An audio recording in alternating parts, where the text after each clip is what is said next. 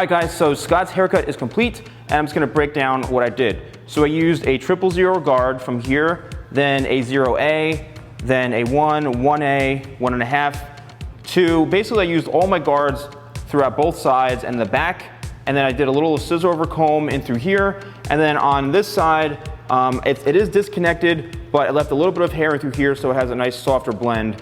And the top I lightly trimmed up because we are trying to grow it, and the top is about, I'd say, 2.5 inches in length, and maybe 3 or so right in through here. And we're gonna continue to grow through here. Everyone always wants to get that volume right in the front. So what I like to do is position the dryer, and you lock in your fingers like this. So you're locking in, and your fingers and the blow dryer are kind of working as one.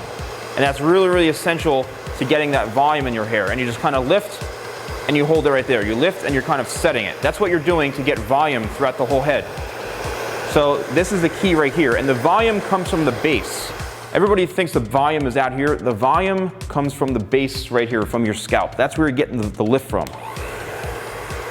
So I'm just gonna continue to blow dry Scott's hair, and then we're going to pick a product to finish the style.